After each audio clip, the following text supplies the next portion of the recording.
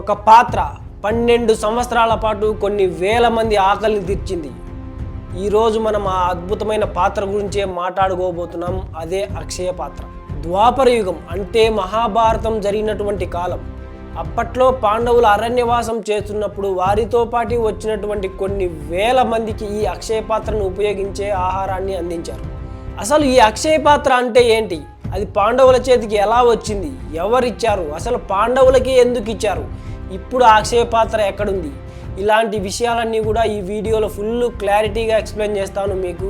So వీడియోను చివరి వరకు చూడండి. సో నా వీడియోని ఎవరైనా ఫస్ట్ టైం చూస్తుంటే ఖచ్చితంగా సబ్స్క్రైబ్ చేసి పెట్టుకోండి, ఫర్దర్ వీడియోస్ మిస్ అవ్వకుండా చూడడం కోసం. అసలు అక్షయ పాత్ర అంటే ఏంటి?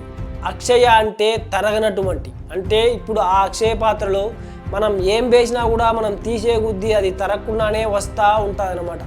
ఇప్పుడు ఈ అక్షయ పాత్ర పాండవులకు ఎలా వచ్చింది, ఎందుకు వచ్చింది అనేది చూద్దాం.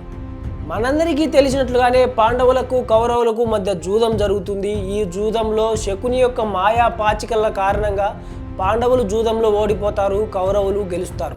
ఇక జూదంలో గెలిచినటువంటి కౌరవులలోని పెద్దవాడైన దుర్యోధనుడు పాండవులకు 12 సంవత్సరాల అరణ్యవాసం, 1 సంవత్సరం అజ్ఞాతవాసం విధిస్తాడు.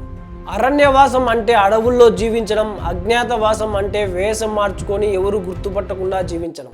జూదంలో ఓడిపోయారు కాబట్టి కౌరవుల ఆజ్ఞ మేరకు పాండవులైనటువంటి ధర్మరాజు, అర్జునుడు, భీముడు, నకులుడు, సహదేవుడు, వాళ్ళ చెల్లి అయినటువంటి సుభద్ర, వాళ్ళ భార్య అయినటువంటి ద్రౌపది, వాళ్ళ వేల సైనికులు కొన్ని వేల రథాలపైన, గుర్రాలపైన అరణ్య బాట పడతారు.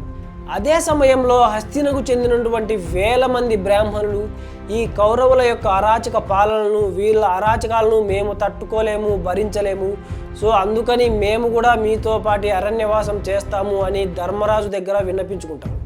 అప్పుడు ధర్మరాజు ఆ బ్రాహ్మణులతో, సో మీరు కూడా మాతో పాటు అరణ్యవాసానికి వస్తే అక్కడ మీరు నివసించడం చాలా కష్టం, సరిగా తినడానికి తిండి కూడా ఉండదు, చాలా ఇబ్బంది పడతారు, మీరు వద్దు ఇక్కడే ఉండండి అని నచ్చచెప్పడానికి ట్రై చేస్తాడు.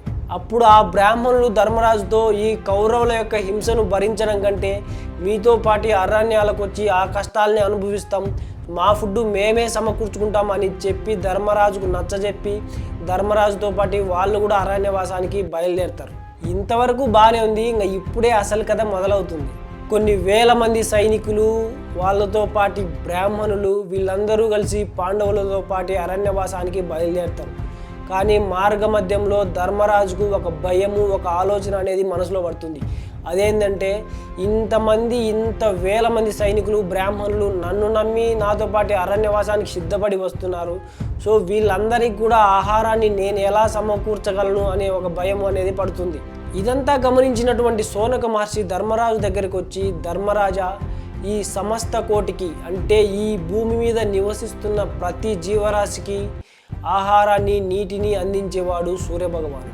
ఆయన్ను ప్రార్థించి చూడు, నీ సమస్యకు ఖచ్చితంగా పరిష్కారం దొరుకుతుంది అని చెప్పి ధర్మరాజుకు 108 సూర్యనామాలు వాటి అర్థంతో సహా బోధించి ఇక ప్రార్థనను వెంటనే మొదలుపెట్టు అని చెప్తాడు. ఇక అరణ్యానికి చేరుకున్న వెంటనే ధర్మరాజు పొద్దున్నే లేచి నదీ స్నానం చేసి ఇంకా సూర్య భగవానుడిని ప్రార్థించడం మొదలు పెడతాడు. అలా చేస్తుండగా సూర్య భగవానుడు ప్రత్యక్షమయ్యి ధర్మరాజుకు ఒక రాగి పాత్ర ఇచ్చి, ధర్మరాజా, మీకు అడవిలో ఏవైతే దొరుకుతాయో వాటితో ఈ రాగి పాత్రలో ఆహారం వడ్డించండి. మీరు ఎంతమందికి వడ్డించినా కూడా ఈ ఆహారం అనేది తరగదు. కానీ ఎవరైనా ఆ పాత్రను పూర్తిగా కడిగి బోర్లిస్తే ఇక ఆ రోజుకు ఆ పాత్ర పనిచేయదు అని చెప్పేసి వెళ్ళిపోతాడు. ఇక ఆ రోజు నుంచి పాండవులతో పాటు అరణ్యవాసానికి వచ్చినటువంటి కొన్ని వేల మందికి ఆ అక్షయ పాత్రనే ఆహారాన్ని అందించింది. మరి మహాభారతంలో వాడినటువంటి ఈ అక్షయ పాత్ర ఇప్పుడెక్కడుంది? అసలు భారతదేశంలో ఉందా? దీనికి ఇంకొక స్టోరీ ఉంది. అదేంటంటే ద్వాపర యుగంలో మహాశక్తివంతుడైనటువంటి భీమసేనుడు వాయుదేవుని అంశతో పుట్టాడని మనందరికీ తెలుసు. అలాగే ఆ వాయుదేవుని అంశతోనే కలియుగంలో పుట్టిన వారే మధ్వాచార్యులు. ఈ మధ్వాచార్యుల వారే గత జన్మలో భీమసేనుడు అని చెప్పడానికి చాలా ఇన్సిడెంట్స్ ఉన్నాయి. అందులో ఒక ఇంట్రెస్టింగ్ ఇన్సిడెంట్ ఏంటంటే మధ్వాచార్యుల వారు ద్వాపరయుగంలో ఏదైతే కురుక్షేత్రం జరిగిన ప్రదేశం ఉందో ఆ ప్రదేశానికి కలియుగంలో వాళ్ళ శిష్యులను తీసుకొని వెళ్తాడనమాట. ఇప్పుడు ఆ ప్రదేశం వచ్చేసి హర్యానా. ఆ కురుక్షేత్రం జరిగినటువంటి ఆ ప్రదేశంలో అలా నడుచుకుంటూ వెళుతుంటే తన గత జన్మలోని ఒక బలమైన జ్ఞాపకం తనకు గుర్తుకు వస్తుంది. అలా గుర్తొచ్చిన వెంటనే మధ్వాచార్యుల వారు తన శిష్యులతో ఇలా అంటారు, నేను ఆ జన్మలో భీమసేనుడిగా ఉన్నప్పుడు నేను వాడినటువంటి అతి శక్తివంతమైన గద ఇప్పటికి కూడా ఈ నేలలోనే ఉంది అని చెప్తాడు. అది విన్న ఆయన శిష్యులు ఆశ్చర్యపోయి ఆ భూమిలో ఉన్నటువంటి గద ఉందా లేదా అని తవ్వి చూస్తారు. తవ్వి చూస్తే అద్భుతం, నిజంగానే అక్కడ భీమసేనుడు వాడినటువంటి గద ఉంది. అది వచ్చేసి 6 అడుగుల పొడవుతో వజ్రాలు వైడూర్యాలు పొదిగి ఉన్నటువంటి ఆ గద తలతల మెరిసిపోతా 6 అడుగులతో అద్భుతంగా ఉంది అన్నమాట.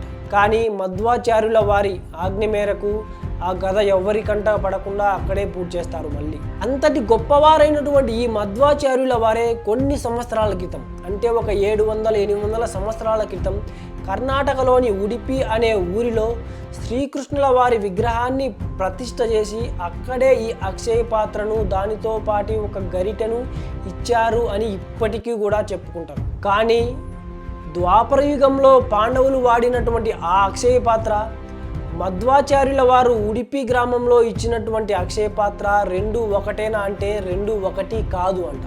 ఎందుకంటే ద్వాపర యుగంలో పాండవులు వాడినటువంటి ఆ అక్షయ పాత్ర వచ్చేసి రాగి పాత్ర, ఇప్పుడు ఈ కలియుగంలో వాడేటువంటి ఈ అక్షయ పాత్ర వచ్చేసి రాగి పాత్ర కాదు. ఈ కలియుగంలో మధ్వాచార్యుల వారు తన శక్తితో తయారు చేసినటువంటి ఈ అక్షయ పాత్రలో ఆహారం వండితే ఎప్పటికి కూడా తరిగిపోదు అని చాలామంది నమ్మకం.